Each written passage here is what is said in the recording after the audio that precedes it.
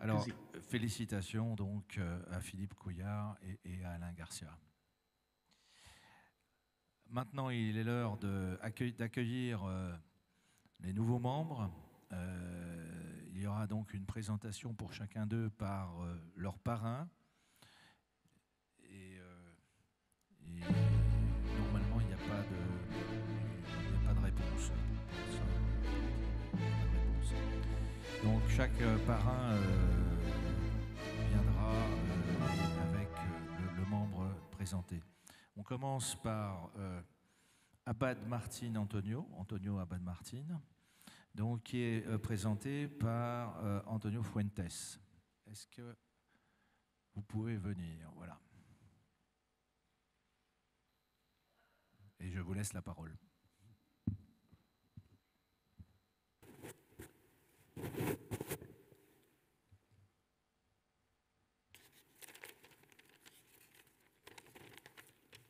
Antonio Abad Martin, aeronautical engineer by the Polytechnic University of Madrid since 1989, doctoral studies in the same university in 1997, general management program in the business school at the Universidad de Navarra in 2002, later on TTC system expert at Telefónica Sistemas company from 89 to 91, satellite engineering at Hispasat on the first model of the company since 92 till 2003. He obtained the post of Chief Technical Officer of Hispasat with a staff of 100 plus persons, mainly in Spain and Brazil during this period. He has been responsible for the procurement of more than 10 satellite programs provided by manufacturers around the world: Airbus Defence and Space, Boeing Satellite Systems, Lockheed Martin, Mitsubishi Electric Company, OHB, Northrop Grumman Innovation, Space Loral, and Thales Alenia. The procurement of the corresponding launchers with Arianespace, International Launch Systems, United Launch Alliance, Mitsubishi Heavy Industries, SpaceX, and Blue Origin. He is responsible for the development of the future space infrastructure of Hispasat, with a special emphasis in the integration with terrestrial infrastructure with 5G standards. He is analyzing from high-altitude platforms to CubeSats, software-defined satellites and constellations. Recently, he is promoting the development of the space quantum communications with the first application in quantum key distribution and the development of common lunar communication infrastructure. He has also developed a close relationship with different space administrations, namely European Commission, ESA, CNES, DLR, and CDTI. He is member of the board of ProEspacio, the Spanish Association for Space Industries, having excellent relations with the Spanish space industry and the Spanish administration. He will contribute to the Academy with his accumulated experience in telecommunication services company, satellite operator, from market studies, business plans, project financing, request for proposal, development and procurement, to operations and commercialization of space or satellite services, as well as identifying the potential market's evolution. Antonio is married to Margarita for almost 25 years and has 3 children, Pilar and Antonio, working as young professionals already, and Alicia in the university.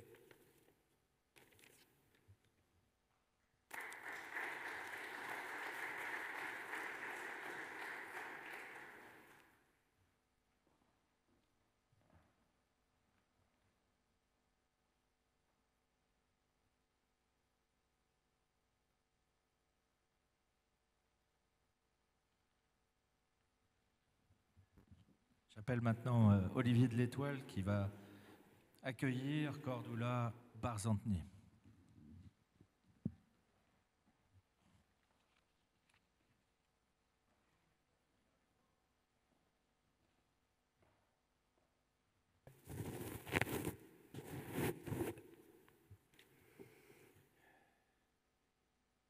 Cordula Barzantni est donc la candidate de la section 4, et c'est une jeune femme allemande dans la cinquantaine,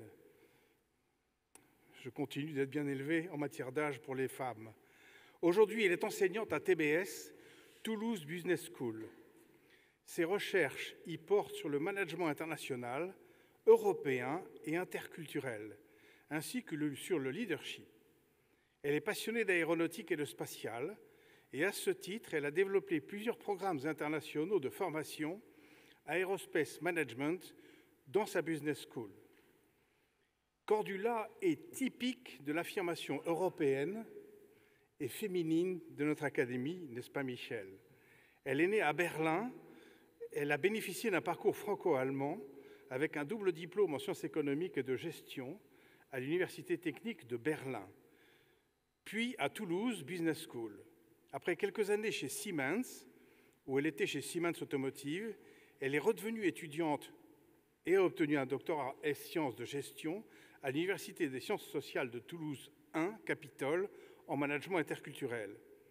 Et donc, naturellement, à l'issue de son doctorat, elle a été invitée à rejoindre son ancienne alma mater, c'est-à-dire TBS, Toulouse Business School, afin d'y développer des programmes internationaux. Elle est également en charge du master spécialisé en management du transport aérien en partenariat avec l'ENAC et qui est très fructueux auprès de beaucoup de donneurs d'ordre qui sont présents dans cette salle. Elle a rejoint notre section en 2017 et ce que je voudrais souligner, c'est que cette mère de 3 enfants qui habite Toulouse, donc vous l'avez bien compris, vient de prendre la suite de Bernard Pestel, mais on y reviendra tout à l'heure, dans le domaine des prix de master et de thèse qu'elle anime avec un dynamisme très sympathique.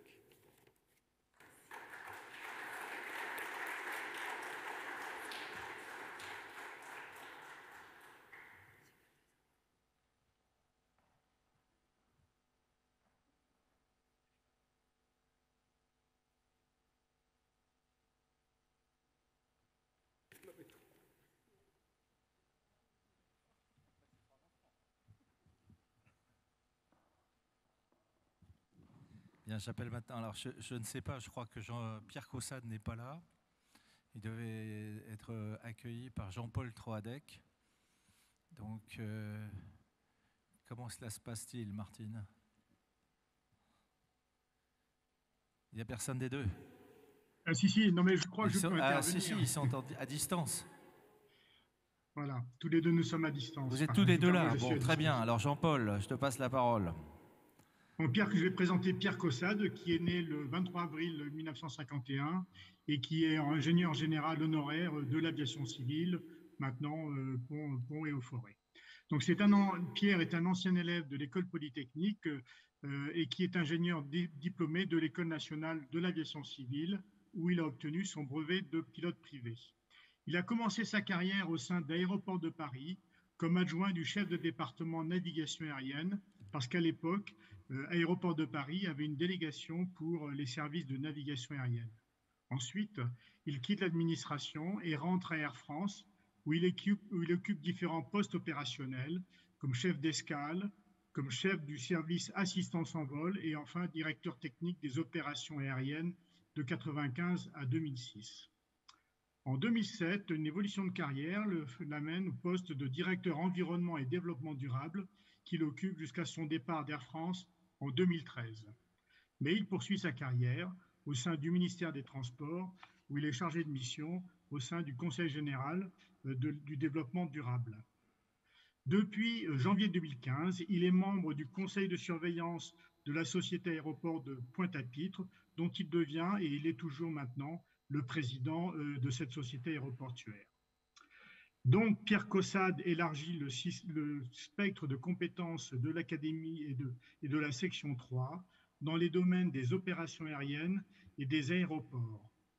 Il a participé en tant que membre actif du comité de programme du colloque transport aérien en crise et défis climatiques et a présidé la section 3. Merci. Merci Jean-Paul.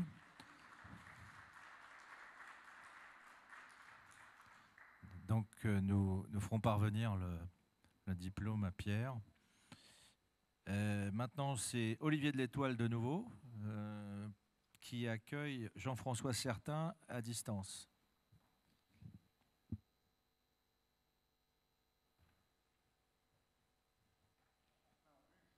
expliquer que je remplace le président Michel Brafman qui n'a pas pu se libérer aujourd'hui, et donc c'est lui, en tant que président de la section 4, qui aurait dû faire cette présentation.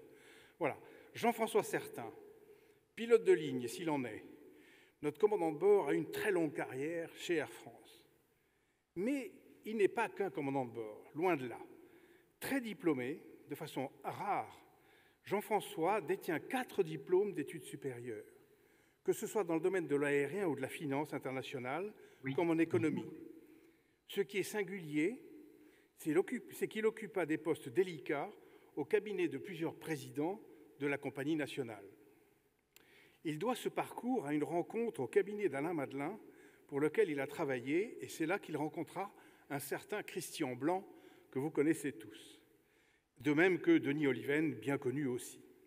Successivement, Jean-François occupa des postes dans la cellule stratégique du cabinet, puis traita du contrôle de gestion centrale et enfin de la gestion du personnel navigant, entre autres. Il participa de ce fait à d'innombrables négociations, tant internes qu'internationales. Déjà à l'international.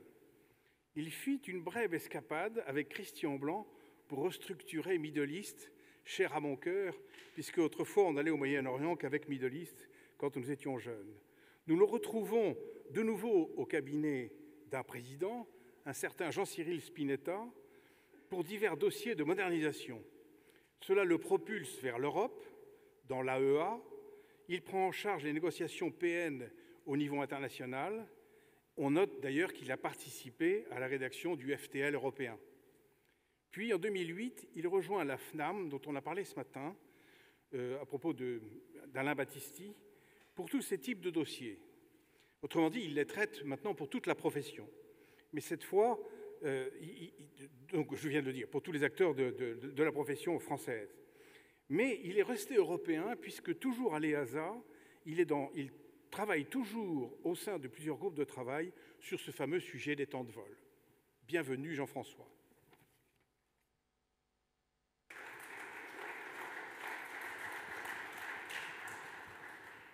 Merci. Merci, Olivier. Donc, Jean-François est à distance, on lui fera parvenir également son diplôme. Alors, l'orateur ou le présentateur suivant est Philippe Couillard, qui va accueillir Alain Charmeau, qui est là aussi.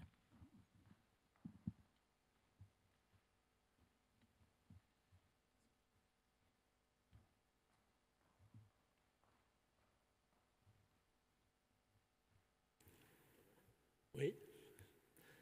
Né au Creusot en 1956, Alain Charmeau est un Gazard.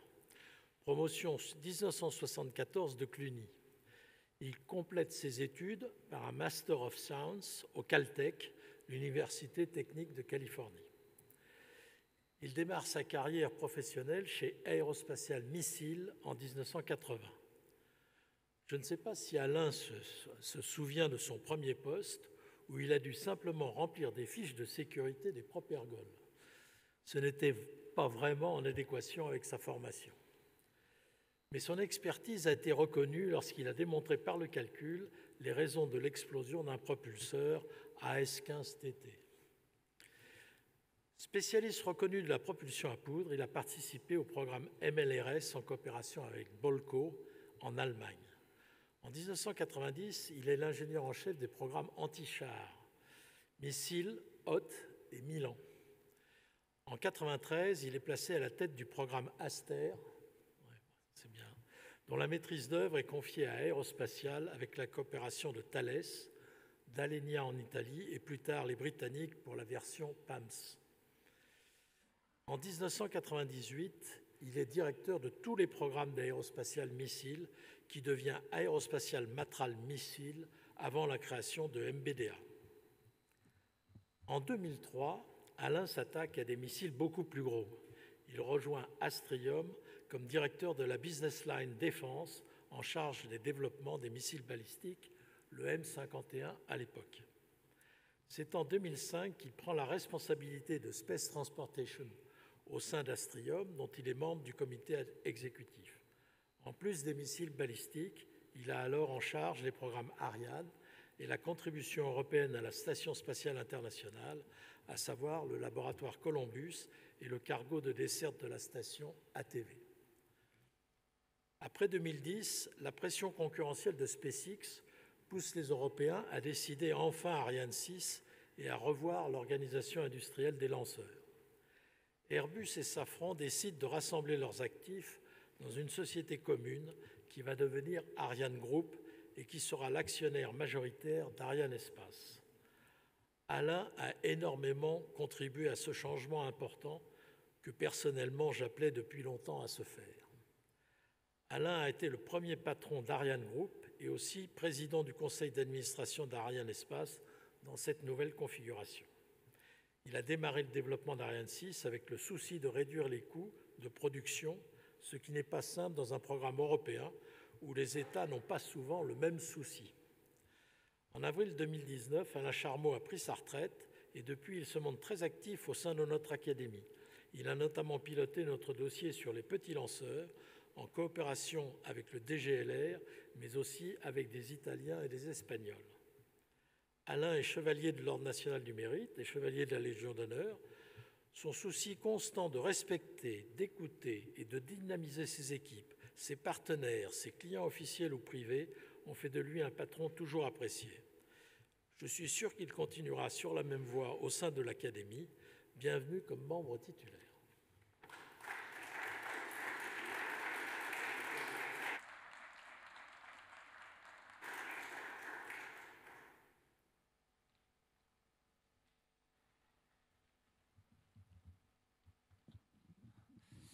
Bernard Fouque va accueillir Blanche Desmarais.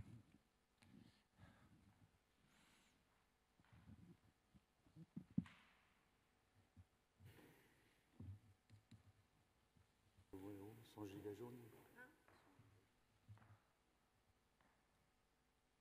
Diplômée de l'école polytechnique féminine en 1977, Blanche Desmarais commence sa carrière à la DGA, dans la direction des recherches et des techniques, la DRET, où elle est en charge du développement des études et recherches dans le domaine des hélicoptères et plus particulièrement de l'aérodynamique et de la mécanique du vol, qui à l'époque était encore un art et pas encore une science.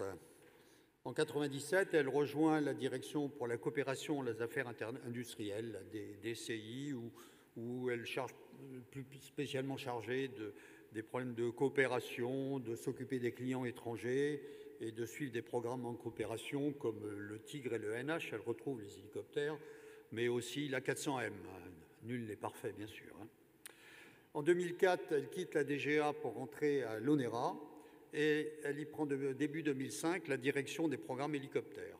Alors, à ce poste, elle assure la responsabilité des études réalisées par les différentes équipes de l'ONERA, tous départements confondus, et de la coordination du programme commun ONERA-DLR dans les domaines des hélicoptères. Alors, rappelons au passage le caractère très précurseur de ce programme qui avait été conclu avec les Allemands dès le début des années 90, en parallèle avec la création d'Eurocopter, et que tout ceci, il ne faut pas oublier que c'était peut-être en avance de presque 10 ans sur tous les bouleversements d'organisation qui ont lieu à l'époque de la création de ADS. Alors, par ailleurs, Blanche est membre émérite de la 3F. Elle a présidé plusieurs fois la commission technique hélicoptère, laquelle d'ailleurs commission a participé avec l'Académie, en particulier à l'élaboration d'un dossier qui s'appelait le transport de passagers par appareil à voilure tournante à l'horizon 2050. On voit loin l'Académie, n'est-ce pas? Elle est également membre de l'American Helicopter Society, qui aujourd'hui a changé de nom d'ailleurs, qui s'appelle le Vertical Flight Society. Ça doit être pour inclure tous les petits outils électriques là, que l'on va bientôt voir dans toutes nos villes. Elle a été élue correspondante de l'Académie en 2018 et elle a déjà fait preuve dans l'Académie d'un dynamisme certain, puisqu'elle a participé avec une équipe que j'ai coordonnée à la rédaction d'un dossier qui s'appelle « Vers de nouveaux hélicoptères militaires européens », qui sera suivi par un forum dans quelques mois. Actuellement, elle participe à l'élaboration d'un dossier relatif alors à la viabilité des petits véhicules électriques de transport aérien urbain dossier qui a été approuvé ce matin même. Hein, et pour terminer, elle est depuis quelques mois secrétaire de la section 2. Donc, bienvenue, Blanche, parmi les titulaires.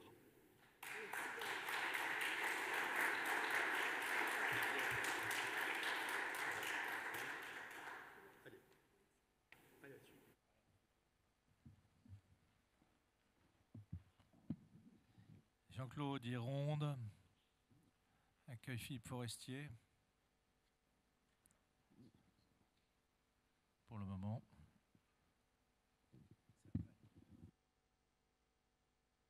Nous accueillons aujourd'hui Philippe Forestier,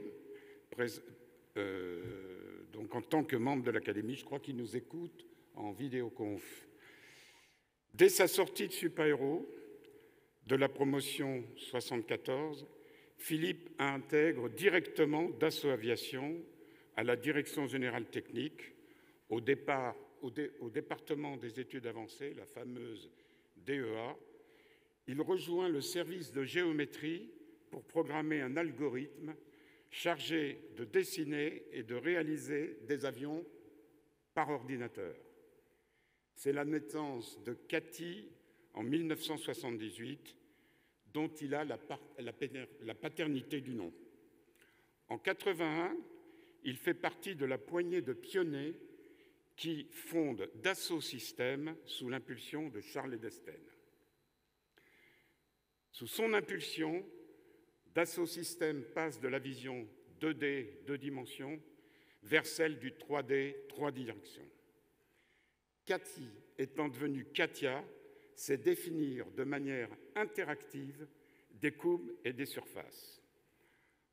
Et 25 années plus tard, en 2007, le Falcon 7X de Dassault Aviation est le premier avion civil au monde certifié FAA et EASA sur la base d'une définition entièrement numérique, c'est-à-dire avec aucun plan papier. C'est une première mondiale dont se félicite bien sûr le groupe Dassault, mais aussi pour la France, l'entrée dans le monde du big data. En parallèle de sa carrière technique, Philippe va gravir rapidement tous les échelons de Dassault Systèmes. En 1993, Bernard Charles, CIO de Dassault Systèmes, le nomme directeur du marketing mondial, puis en 1995, directeur général de Dassault Systèmes of America Corporation. En 2019, il devient directeur général adjoint Relations extérieures et affaires internationales, poste qu'il occupera jusqu'au départ en retraite en 2018. Il bâtit dans toute cette période un écosystème de clients et de partenaires, instances gouvernementales, monde institutionnel, ambassades, amis et bien sûr le monde de l'éducation.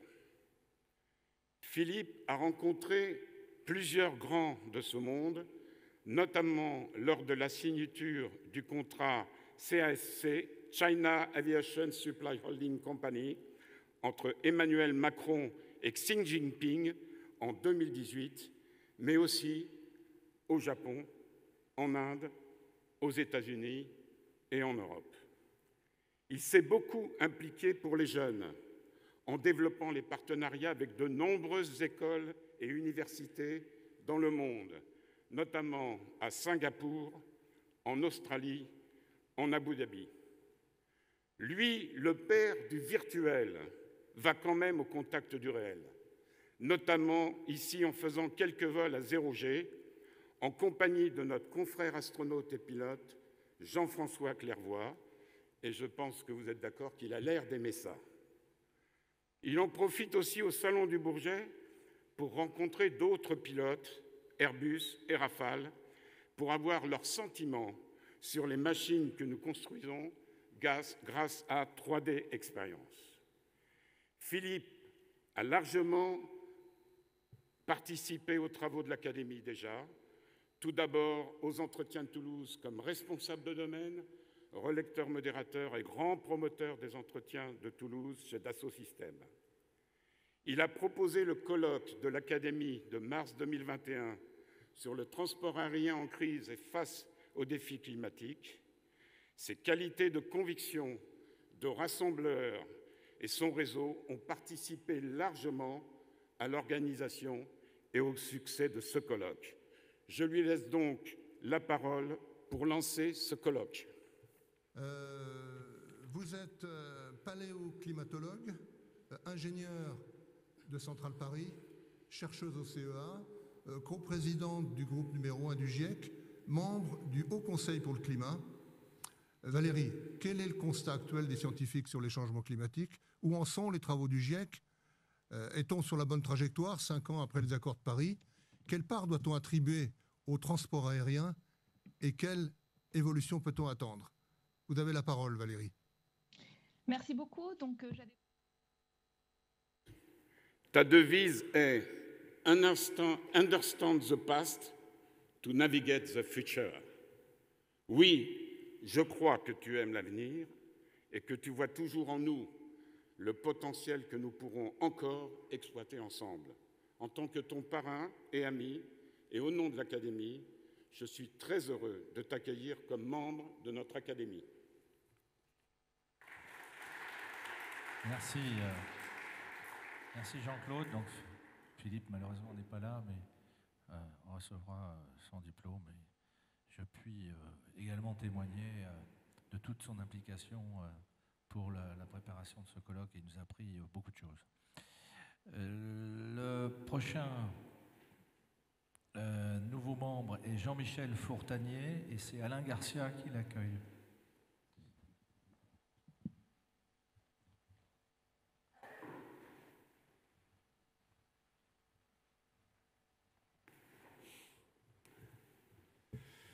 Bien, je vais vous présenter un homme éclectique qui n'a pas hésité de bifurquer 2 fois dans sa carrière. Diplômé de l'ENSICA et docteur ingénieur en aérodynamique, ses premières années, diplômé de l'ENSICA, docteur ingénieur en aérodynamique, il a consacré les 5 premières années de sa vie professionnelle à la direction des essais en vol d'aérospatiale, à Sud Aviation à l'époque. Il a participé au premier vol de la mise en vol de Concorde. Et puis, 5 ans après, en 1973, il décide de bifurquer et il rejoint le département des affaires sociales d'aérospatiale. 5 ans de technique, 13 ans de gestion de ressources humaines. Là, il met en place le principe de gestion des ressources humaines avec le suivi des carrières et l'expression des désirata de chacun. Il dirige le lycée professionnel d'aérospatiale Toulouse et développe finalement un ensemble cohérent qui vit encore aujourd'hui. Et puis, ce n'est pas suffisant. En 1986, il est diplômé de l'Institut français de gestion et donc il décide de rentrer dans la gestion financière de la division avion. Décentralisée, alors on va dire aérospatiale, mais c'est la division avion. Donc, alors, à partir de là, donc, il est actif sur cette mise en place du contrôle de gestion, j'y reviendrai, et qui va descendre dans les différentes directions et les programmes. Et puis, en 1998, progressivement, il arrive donc au fait de cette profession en devenant le directeur financier d'Aérospatiale Airbus, qui devient ensuite Aérospatiale Matra Airbus France. Enfin, il quitte assez tôt, on peut le regretter d'ailleurs, Airbus France pour prendre sa retraite en 2001.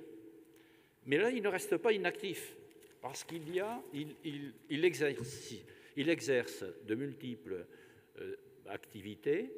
En particulier, il est en parallèle de ces activités, il est président de l'Union des groupements d'ingénieurs de Midi-Pyrénées.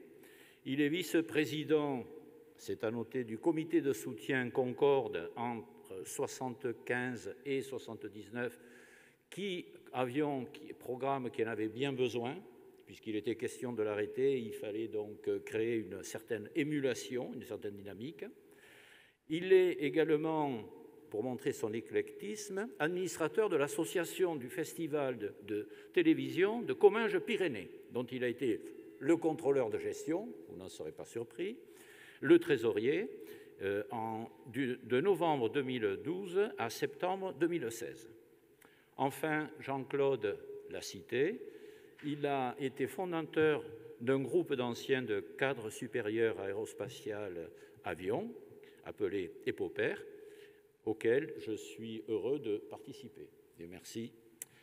Il est chevalier des Palmes académiques. Alors, sur un plan personnel, je vais dire simplement que Jean-Michel a été celui qui m'a fait admettre le contrôle de gestion.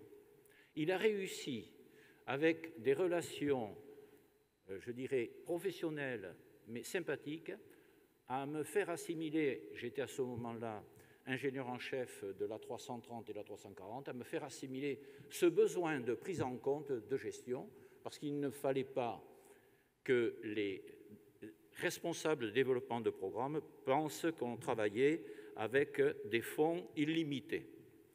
Enfin, je vais signaler que Jean-Michel a des relations intéressantes à l'extérieur, tant sur le plan politique, local, que sur le plan journalistique, et il nous a pas mal aidé à faire prendre connaissance de l'avis numéro 11 que nous avons rédigé. Donc Jean-Michel est disponible, nous pourrons l'utiliser, et merci d'être revenu vers nous.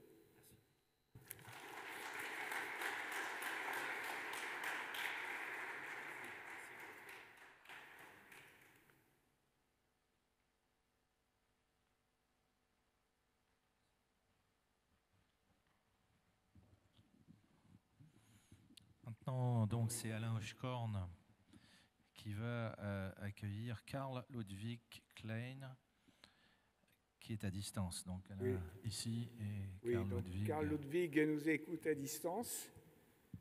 Donc, il est né en 1954 en République fédérale d'Allemagne et a effectué ses études à l'université de Bonn, où il obtient des études en physique et astronomie, où il obtient une thèse de doctorat en 1984 sur des mécanismes d'émission radio lors d'éruptions solaires. Il a ensuite rejoint la France et a ensuite également acquis la nationalité française. Il a d'abord rejoint la France à l'Observatoire de Paris-Meudon, tout d'abord comme boursier de l'Agence spatiale européenne, avant de devenir astronome adjoint en 1987 et astronome en 2005. Donc, ses activités de recherche portent sur les émissions radio du Soleil et de certaines étoiles, sur les éruptions et éjections de masse du Soleil, et plus récemment sur l'origine solaire des jets de particules et de haute énergie, et également sur la météorologie de l'espace qui peut avoir des impacts également sur les satellites et l'aviation. Il est auteur de plus de 100 publications dans des revues internationales à comité de lecture et il a pris par ailleurs de nombreuses responsabilités dans l'animation scientifique et dans l'administration de la recherche. On peut citer notamment, il a été président du conseil scientifique du programme national Soleil-Terre du CNRS-INSU de 2014 à 2019, responsable du radio-héliographe de Nancy, également d'un spectrographe et de moniteur à neutrons sur les îles Kerguelen et en Terre Adélie, et membre de différents conseils et comités d'organisation scientifique et de conférences nationales et internationales. Et on peut citer pour notre académie le colloque sur l'aviation et la météo de l'espace en mars 2016. Donc, Karl Ludwig Klein a rejoint notre section en tant que correspondant en 2018. Et il a pris la responsabilité du secrétariat de la section 1 en janvier 2020, également du secrétariat du groupe de travail XOUT sur l'impact des mégaconstellations de satellites sur les observations astronomiques et d'observation de la Terre. Et donc il apporte à l'Académie et à notre section son expertise sur l'observation astronomique et la météorologie de l'espace. Bienvenue Karl Ludwig comme membre titulaire de notre Académie. Merci Alain.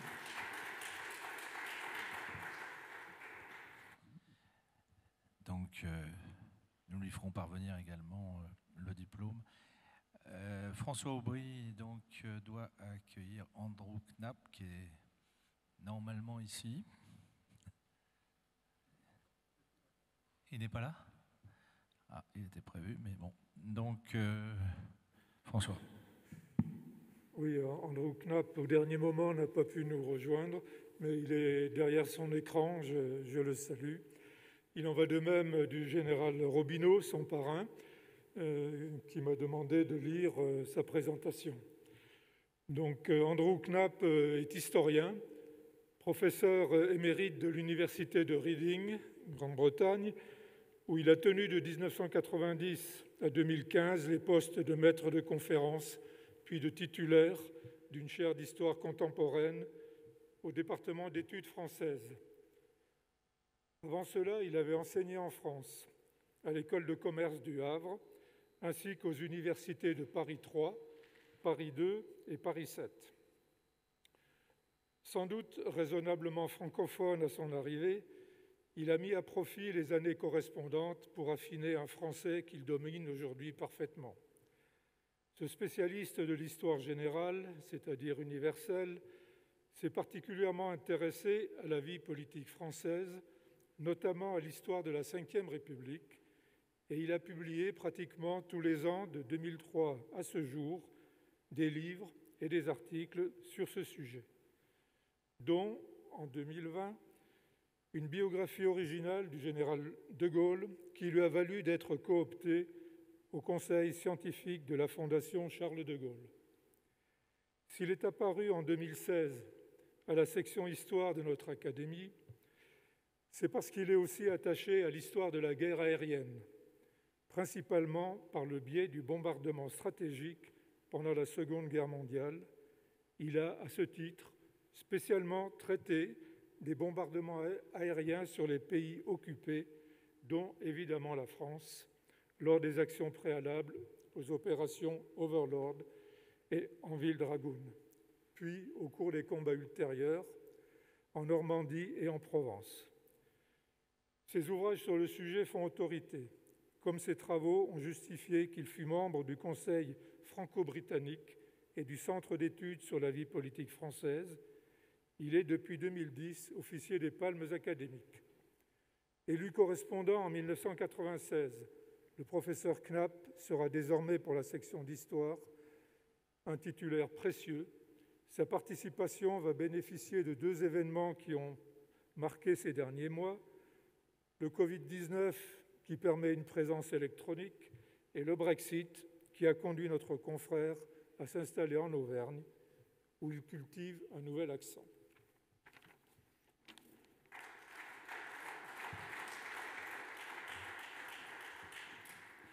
Je passe la parole à Ralph Jäger qui accueille Klaus Lippert.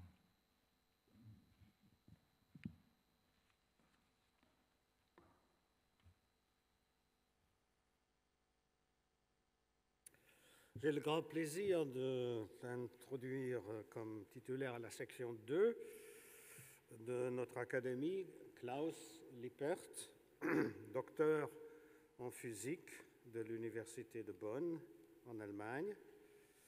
Il a fait ses études dans l'infiniment petit des quarks, mais il a trouvé son épanouissement professionnel dans l'infiniment grand, dans l'espace. Avant de trouver les lanceurs, il fait ses premiers pas dans les programmes de cordes rentrées dans l'atmosphère en coopération avec la Russie et le Japon.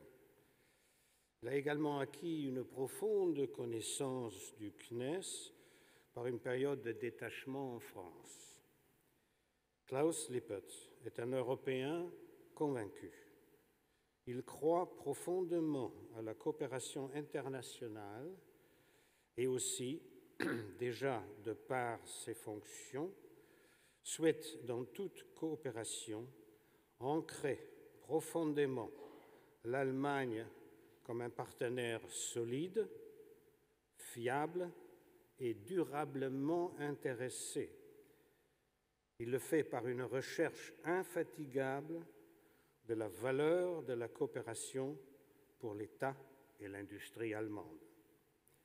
Je peux dire que sous ses responsabilités, la participation allemande dans les lanceurs s'est notablement agrandie et renforcée. Klaus Lippert est chef du département lanceur de l'agence spatiale allemande du DLR. Il a largement déjà participé aux travaux de l'Académie et en votre nom, je lui souhaite le bienvenu et me permets également d'excuser son absence. Comme vous avez compris, voyager actuellement est difficile. Merci. Merci. Alain Hochkorn, de nouveau, va présenter François Mignard.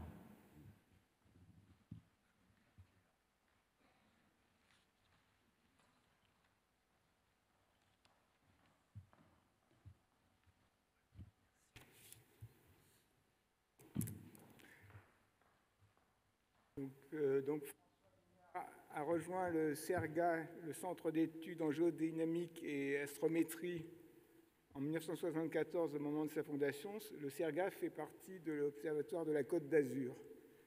Il soutient sa thèse de troisième cycle sur le mouvement d'un satellite à forte excentricité en 1975. Et il est ensuite recruté au CNRS comme attaché agrégé. Il soutient sa thèse de doctorat d'État en 1980 sur les effets de marée dans le système solaire et dans l'évolution du système Terre-Lune, sous la direction de Jean Kowalewski. Et il obtient ensuite une bourse postdoctorale à l'université de Cornell aux USA pour faire des études en planétologie auprès de Joseph Burns en 81-82. Il est ensuite nommé professeur à l'université de Marseille en 82-83 et directeur de recherche au CNRS en 1985. Il devient ensuite directeur de recherche de classe exceptionnelle en 2008 et actuellement directeur de recherche émérite. Il a dirigé le CERGA de 1992 à 2003. François Mignard a participé à la préparation et à l'exploitation de missions spatiales d'astrométrie de l'Agence spatiale européenne, en particulier Hipparcos lancé en 1989 et Gaia lancé en 2013. Il a donc présidé le DPAC, le Data Processing and Analysis Consortium. C'est le consortium qui s'occupe de toute l'analyse et du traitement des données de Gaia. Et il a présidé ce comité de 2006 à 2012. Et il est par ailleurs auteur de plus de 150 publications dans des revues internationales et comités de lecture. François a obtenu le prix de CNES d'astrophysique en sciences spatiales de l'Académie des sciences en 2019 pour ses travaux sur la mécanique céleste analytique appliquée au corps du système solaire et en particulier pour sa contribution au succès des missions Hipparcos et Gaia. Il est membre et actuellement président du Bureau des longitudes et il a rejoint notre académie comme correspondant en 2016. Et donc je peux dire que François a joué un rôle décisif dans la candidature de Gaia au Grand Prix de l'Académie qui avait été attribué en 2020. Donc bienvenue François comme titulaire dans notre section et dans l'Académie.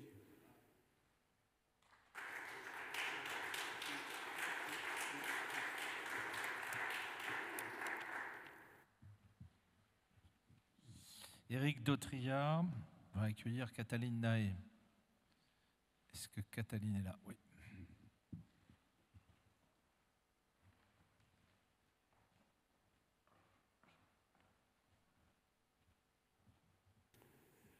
Cataline Naé, qui est correspondante de l'Académie depuis 2018, est un peu plus qu'un homme, c'est un pays.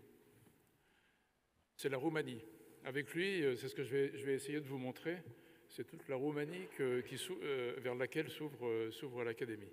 Il est né en 1963 à Sinaia, petite ville surnommée, d'après ce que me dit Wikipédia, en toute simplicité, la perle des Carpates, située sur la route de Bucarest à Brasov. Muni d'un doctorat obtenu à Bucarest et d'une expérience de postdoc à l'université de Glasgow, c'est le premier signe d'une Inclination européenne qui ne se démentira jamais par la suite. Il entre à l'INCAS, l'Institut de recherche aéronautique et spatiale de Roumanie, en 89. Voilà qui me donne l'occasion d'ailleurs de rappeler que la Roumanie est une importante nation aéronautique dont l'histoire remonte au début du siècle, je pense que vous le savez tous. Elle a vu le développement d'une industrie autonome, concevant et produisant ses propres avions. L'INCAS a joué et joue encore un rôle central dans cette activité. Comme autorité de conception, titulaire de DOA, nous en verrons des exemples un peu plus loin. Du reste, vous avez pu lire un article sur l'INCAS écrit par Katalin lui-même dans l'avant-dernier, je crois, avant-dernière lettre de l'Académie. Vous y trouverez tous les détails nécessaires. Katalin Nae est avant tout aérodynamicien. Modélisation et expérience en soufflerie vont, comme il se doit, de pair avec lui. Donc d'abord la partie expérimentale, il acquiert un important savoir-faire au niveau des souffleries en étant responsable d'essais de différents programmes. Vous voyez sur la diapositive, l'une des diapositives en tout cas, les noms de la TR-42 du MiG-21 pour ne citer que. Il devient rapidement le chef de service soufflerie de l'INCAS. Mais son expertise de base est également celle de la mécanique des fluides numériques, le CFD. Elle comporte de nombreux travaux de 90 à 2000 que je ne vous détaillerai pas, de nombreuses publications par dizaines sur le sujet, des collaborations européennes, notamment en France et en Allemagne. Il participe au programme IAR 99, avion biplace d'entraînement et d'appui-feu, roumain évidemment. Et le voici plus tard chef de projet pour l'IAR 99 NG, donc non pas seulement pour la contribution propre de l'INCAS, mais pour l'ensemble du programme, y compris sa partie industrielle et financière. L'INCAS, encore une fois, étant titulaire du DOA. Il travaille également pour des projets de petits avions de transport, comme de la même façon que pour l'avion militaire précédent. Il est chef de projet de l'aérotaxi, qui est prévu pour 13 passagers. Dans les deux cas, ce rôle se poursuit aujourd'hui, bien qu'entre-temps, et depuis 2007, Katalin a été nommé PDG de l'INCAS, poste qu'il occupe encore aujourd'hui, preuve que apparemment ceux qui l'ont choisi ne l'ont jamais regretté. Nous arrivons au moment où j'ai la chance de faire sa connaissance à Bruxelles. Ça se passe à Clean Sky, la JU, la Joint Undertaking européenne lancée en 2009 en partenariat public-privé, etc., dont je suis le directeur exécutif jusqu'en 2016. Donc on s'est fréquenté pendant toute cette période. Il y a des centaines de participants à Clean Sky, mais l'INCAS en est l'un des plus éminents sur des projets très importants. De fil en aiguille, Katalin devient vice-président du board de Clean Sky de 2011 à 2013, à une époque où Charles Champion en est le président. Katalin Nae, conférencier, vous le voyez ici dans plusieurs circonstances différentes, des États-Unis à Bruxelles ou Berlin, en repassant même de temps en temps par Bucarest. La photo en bas à droite illustre en fait une caractéristique devenue importante, je pense, dans la vie de Katalin, c'est son rôle en fait politique qu'il joue progressivement dans le domaine de l'aviation roumaine et européenne. En effet, sa présence européenne dépasse sa participation à Clean Sky et à Clean Aviation, qui en est sa continuation aujourd'hui. Katalin a été coprésident du groupe de coordination d'ACARE, le Conseil européen de la recherche aérospatiale aéronautique que vous connaissez certainement. Il a aussi présidé récemment l'EREA, qui est la fédération des centres de recherche. Il fait partie de l'ESRE, qui est son équivalent dans l'espace. En somme, partout où il faut fédérer, Katalin est de la partie. La participation des pays d'Europe du centre et de l'Est était et reste particulièrement importante pour l'assise politique et technique des programmes de recherche de l'Union européenne, notamment. Je peux affirmer que dans le domaine aéronautique, sans Katalin Nae, cette intégration n'aurait pas aussi bien marché, et c'est un euphémisme. Alors maintenant, à Bruxelles, la commissaire au transport est roumaine. Le président de l'intergroupe parlementaire Ciel et Espace, Sky and Space, est roumain. Le président de la commission Industrie et Énergie du Parlement européen est roumain. Excusez du peu, on voit que Katalin a fait école, il a suscité des vocations. Il a récemment mis à profit ses relations pour nous aider à faire mieux connaître l'Académie dans les instances de l'Union européenne. Et ça ne fait, j'en suis sûr, que commencer, cela à côté des travaux exécuté en parallèle, par exemple, la participation au colloque à la préparation du colloque sur le transport aérien au mois de mars. Michel, pour conclure, je me fais le porte-parole de Cataline, qui ne peut pas parler aujourd'hui, il n'a pas le droit, parce qu'il insiste, encore hier soir, on avait un dîner entre membres de l'Action européenne de l'Académie, il insiste, et je trouve que c'est une très bonne idée, pour qu'une séance de l'Académie se tienne aussi vite que possible en Roumanie. Voilà. Merci, Cataline. Merci pour l'honneur.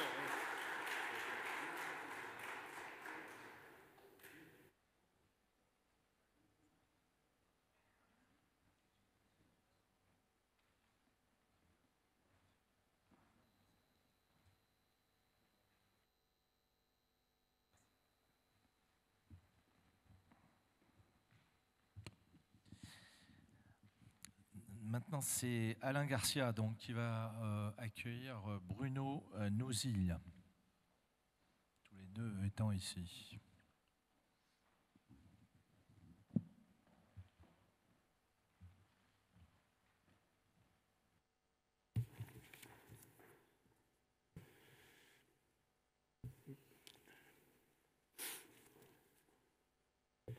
Bruno est tombé dans l'aéronautique lorsqu'il était petit. Il a obtenu son brevet de pilote privé d'avion à l'âge de 17 ans. Il a poursuivi ses études, est devenu gazard en 1981 et a fait sa spécialisation aéronautique à Supaéro, en obtenant donc son diplôme en 1983. En septembre 1983, il est rentré dans une maison qu'il n'aura jamais quittée jusqu'à présent. Voilà, donc il est rentré chez Thomson CSF Avionique Générale, au Hayan, en tant qu'ingénieur de recherche et développement. Et donc ceci est tout à fait une idée de son cursus permanent. Donc il se consacre pendant des années à différentes recherches, à certains développements, que je ne vais pas énumérer par manque de temps. Je signalerai simplement, pour les points qui intéressent l'Académie, en 1988, la charge qu'il a du département de recherche et études avancées en interface homme-système de Thomson CSF Avionique Générale, et nous savons combien ce sujet nous tient à cœur. En 1994, il est nommé directeur technique de la division avionique hélicoptère de Sextant. En 1996, il devient directeur de l'unité navigation de Sextant Avionique, qui devient plus tard Thales Avionique en 2000. En 2001, il devient toulousain, en devenant directeur de l'usine système de vol de Thales Avionique Toulouse, où il est également directeur d'établissement. Et là, on commence à se rejoindre, il développe le FMS A320 que j'ai suivi un petit peu, et c'était, je peux vous affirmer, une affaire qui n'était pas facile à gérer, compte tenu des coopérations qui étaient nécessaires. Bon, il s'en sort parfaitement bien, donc il continue ses activités. Après avoir lâché un petit peu l'aéronautique, il revient en 2010 à l'aéronautique et prend la place de directeur technique de la division avionique de Thales, poste qu'il occupe depuis lors. Je ne vais pas énumérer les différents produits sur lesquels il travaille, mais je vais quand même signaler que cette division dont il est le directeur technique est en charge des activités relatives à l'avionique du vol, aux systèmes électriques embarqués, à la simulation, aux systèmes de divertissement de bord et de connectivité, et qui réalise un chiffre d'affaires en 2020 de l'ordre de 2,5 milliards d'euros avec 10 000 employés. Bruno, à ce titre, est membre du comité exécutif de la division avionique de Thales et depuis 2004, membre du comité technique du groupe Thales. Il est également vice-président du pôle de compétitivité Aerospace Valley depuis 2017. ce qui ne nous surprend pas compte tenu de ses activités et des lieux géographiques. Il est également membre du comité de pilotage du CORAC et membre de la commission R&D du GIFAS. Sur un plan personnel, je veux signaler que, correspondant, évidemment, on m'avait posé la question s'il aurait la disponibilité pour nous apporter une certaine contribution et de l'aide à nos activités. Je peux témoigner que malgré une activité extrêmement chargée, Bruno a toujours su répondre à nos demandes. Il nous a reçus à la CAC et les représentants de la CAC au campus de Thales à Mérignac, où nous avons pu voir les recherches d'applications avancées en cours avec beaucoup d'intérêt. Il nous a accueillis à plusieurs reprises, ou fait accueillir à plusieurs reprises à Toulouse, où nous avons vu les simulations de recherche en cours sur les interfaces homme-machine. Nous avions besoin à l'Académie d'un responsable de fonds de développement de systèmes.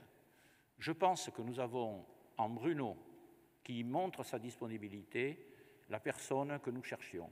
Bruno, merci de te joindre à nous.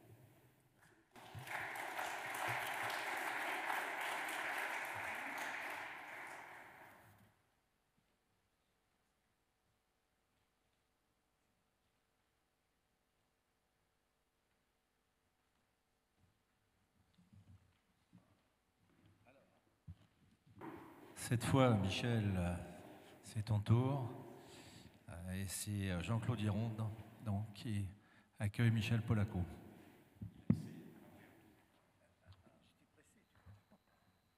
Oui, Michel est toujours pressé. Hein.